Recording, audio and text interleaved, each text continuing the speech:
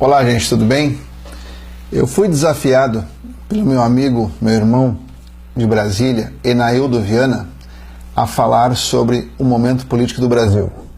Ele me ligou e disse assim: professor, com mais de 20 anos aí de palestras pelo Brasil, com mais de 600 mil alunos, os teus alunos precisam saber qual a tua opinião sobre o que nós estamos vivendo agora. Então vamos lá. Eu acho que quem tem mais de 50 anos, que é o meu caso, tem a obrigação de passar para os nossos jovens o que realmente nós vivemos na nossa infância, na nossa adolescência. Tá?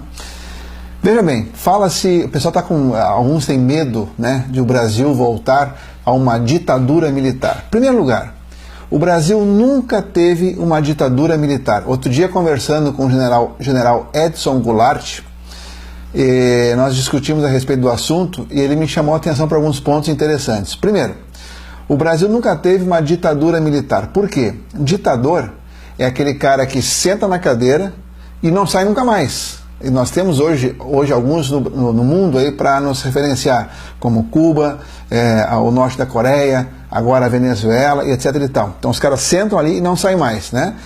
O exército esteve no comando de 64 a 85, então foram 21 anos, certo? Por ali passaram o Castelo Branco, Costa e Silva, Médici, Geisel e Figueiredo. 5 presidentes em 21 anos. Na média, então, 4 anos, que é o que prevê a Constituição. Então não teve ditadura militar, porque conforme passava o período previsto, o cara saía da cadeira e sentava outro. Ok. Então foi regime militar? Também não. Presta atenção. Todo o ministério era paisano, era civil. Nós tínhamos, à época, o Ministério do Exército, o Ministério da Marinha e o Ministério da Aeronáutica. O resto eram paisanos, eram civis que estavam nos ministérios.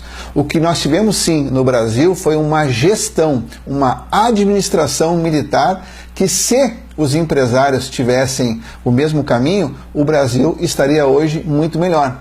O que é uma administração militar? É organização. Por exemplo, se eu vou fazer uma palestra, eventualmente eu faço palestra para o Exército, para a Marinha e para a Aeronáutica, eu tenho algumas certezas quando isso vai acontecer. Por exemplo, quando eu chegar no aeroporto, com certeza a viatura estará ali me esperando já no horário previsto. Militar cumpre horário. A Lúcia, indo junto comigo, ela sabe que se nós vamos atender as forças, ela não vai carregar nunca uma mala, porque o militar é gentil, ele respeita as mulheres, né? E vai lá e carrega a mala, abre a porta da viatura para ela entrar, etc. e tal. O horário previsto para o evento vai iniciar e vai terminar na hora certa. Militar cumpre horário. Dentro de um quartel, se eu passar por 15 jovens, nossos soldados, os 15 vão virar na minha direção e vão me dar bom dia, boa tarde, boa noite. Militar ensina educação, militar aprende educação no trato com as pessoas, né?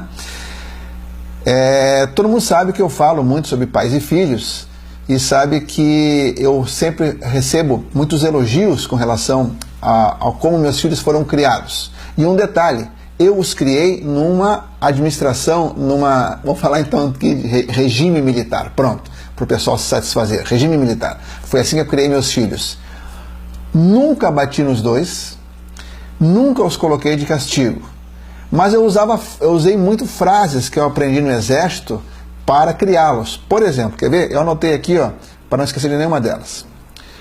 O preço da liberdade é a eterna vigília. Então, quer que teu filho esteja sempre em condições, esteja sempre de olho, esteja sempre acompanhando, esteja sempre orientando. Baseado nessa frase, eu estou sempre colado nos meus filhos e vem dando certo. A tropa é espelho do guia. Opa, se eu sou o guia, a minha tropa são meus filhos. Eu sou o líder, eles são os liderados. Então, eles farão tudo o que eu fizer. E é assim criar filhos. Tu faz, eles copiam. Eles copiam a tua igreja, eles copiam o teu time de futebol, eles copiam a língua que tu fala, eles copiam o teu jeito de caminhar, eles copiam tudo. Então, a tropa é espelho do guia, diz que faça o correto e os teus filhos te copiarão dentro do correto. Aí fica fácil viver assim. Aqui em casa nós temos escala de serviço. Como assim? Normalmente a gente vê as famílias brigando, os filhos brigando. Ah, quem lava a louça é tu, quem lava a louça sou eu. Aliás, é tu, não, foi eu que lavei ontem e hoje tem mais panela, aquela briga toda. Aqui em casa nós temos escala de serviço. Dias ímpares, quem é que lava a louça? A Paulinha. Dias pares, quem lava a louça? O Márcio. Pronto, não tem discussão. Havendo um acordo, não tem discussão. É só planejar, organização. Isso é coisa de milico, tá? Parceiros dividem as coisas. Só quem já foi para o campo, só quem já viveu ali com outros militares, a experiência de ir para o campo e ficar lá 3, 4, 5 dias sem comer nada, ali a gente aprende, por exemplo, que um biscoito pode ser dividido por 5 pessoas. Então aqui em casa nós temos, meus filhos aprendem desde pequeno isso, parceiros dividem as coisas. Então se há na geladeira um pedaço de pudim, estamos só nós 4 em casa, ninguém vai lá e vai comer o pudim inteiro. Vai lá, divide por 4, pega a quarta parte e dá a chance para que os outros comam também, porque parceiros dividem as coisas. Aprendi isso dentro do exército. Né? Missão dada é missão cumprida. Isso é a frase militar que os paisanos mais conhecem. Né? Então é assim, vai fazer, faz bem feito, faz a tempo. Né? Eu lembro da minha adolescência, e quem tem mais de 50 anos precisa contar isso para os jovens. Na minha adolescência, que foi ali entre os anos 70 e 80, dentro da ditadura militar, eu estudei em escola pública. Eu tinha médico diariamente dentro da escola. Eu tinha dentista diariamente. Aliás, as minhas obturações que eu tenho até hoje foram feitas dentro da escola pública na época da ditadura militar. Certo? Eu ia para a escola de bicicleta, ia e voltava, e não tinha perigo. Hoje, se eu vou ao mercado perto de casa, eu vou a pé, eu deixo o celular em casa, porque talvez o celular não volte comigo. Mudou um pouco a questão da segurança, né? Então, gente, na verdade é o seguinte, tá? O Brasil, ele viveu no momento... O que nós tivemos, na verdade, então? Tá? Então não foi regime, não foi ditadura, foi o quê? Nós tivemos generais que foram presidentes da República. Só isso. Agora, claro que, como todo militar, eles cobravam ordem, organização. Aí sim, com a ordem se vai ao progresso. Isso todo mundo sabe. Então, as pessoas de bem, as pessoas que fazem o correto, as pessoas que seguem a linha reta, não tem o que temer. Ah, mas falam aí do nosso candidato, né? É homofóbico, então o militar é homofóbico. Gente, na época da ditadura militar, por exemplo, o Ney Matogrosso ficou famoso. Dúvidas que ele sempre foi gay, todo mundo sabia, né? E ninguém mandou matar o Ney Matogrosso. O Cazuza, né, iniciou sua carreira enquanto havia ditadura militar. Ninguém mandou matar o Cazuza. Então isso é bobagem. Entendeu? Então nós temos que... Hoje nós temos o Google, nós temos o computador. Vai para dentro do Google e pesquisa a história do Brasil. Entendeu? E aí sim, aí tu vai ter condições de saber o que fazer nas urnas agora no próximo domingo. Tem uma frase do Otto von Bismarck que diz assim, ó, nunca se mente tanto como antes das eleições, durante uma guerra e depois de uma caçada. Eu coloquei como título do vídeo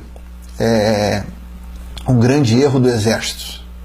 Para quê? Para chamar atenção, porque você assistisse esse vídeo, né?